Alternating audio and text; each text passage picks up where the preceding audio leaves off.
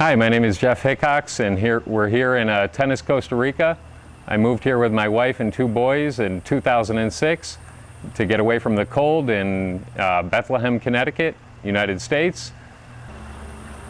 It didn't take much convincing to get my wife to leave the United States to come on this adventure. Once we did a little bit of research about Costa Rica and realized the healthcare system was good, cost of living was lower, and obviously the climate was better, it didn't take much convincing. However, she did have the concerns that any woman would have as far as getting products that she wanted, as far as safety and security for the kids, as far as, again, the hospital situation. But once we got here, I'd have to say, you know, she was pleasantly surprised with everything that came along with living here.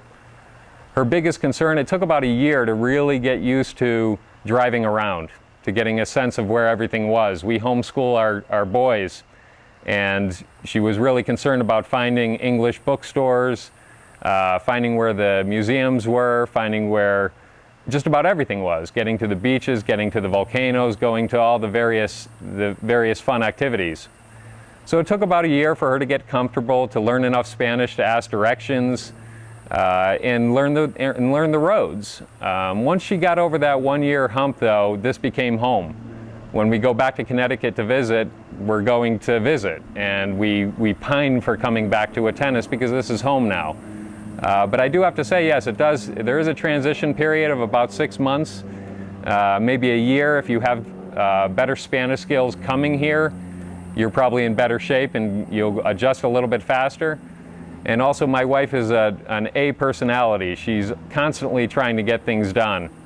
And that's a lesson coming to Costa Rica, that it's very laid back here, and you have to be very patient. And you can still be an A-type personality, but your patience is going to be tried, and you have to limit your expectations on what you could get done in a single day. And she's become very good at that.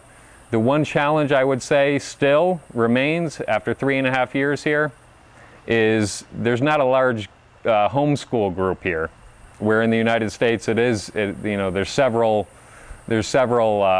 resources for homeschooling, whether they be groups or libraries, this and that. There are a few homeschool groups here that we've joined, and several play dates that my wife goes on.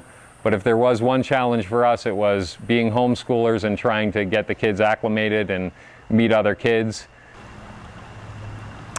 We moved here with our two boys. The youngest at the time was 3 and the oldest was 7. They weren't really nervous about moving here once they heard about the monkeys and the beaches and the volcanoes and all of the cool animals they're going to see down here. They do miss the snow a little bit, I have to say. But they've gotten to know the neighborhood kids. They're learning Spanish, albeit a little bit slower than if they were in school. We've tried the 2 private schools in town here with our oldest, and he enjoyed it, but we're homeschoolers at heart. We really like the freedom to be able to travel around, take the kids to the museums during the weekdays, and we also travel back to the United States often, so we need that freedom as well. But the little guy who was born here about 2.5 years ago at SEMA, he's a Tico at heart. He's a wild man. He runs around in the woods and plays with the neighborhood kids, and he's actually the best Spanish speaker at 2.5 years old out of the 3 boys. He grew up with the neighborhood kids. Now, if I had any advice for anyone considering coming to Costa Rica, I would say research. Research is the biggest thing. There's several great books out there to read about the culture, about real estate, about the language here in Costa Rica. Learning as much as you can before you come here and taking a trip here to see it. But what we did when we were looking for an adventure, a place to come to and experience a new culture and a new life, it's sort of as if we put something in a search engine that said, where's a good climate, where's a lower cost of living that has a stable economy, a stable political system, a peaceful country, that has good health care, and that's relatively quick access to the United States. And simply put, there was nothing else. It was Costa Rica.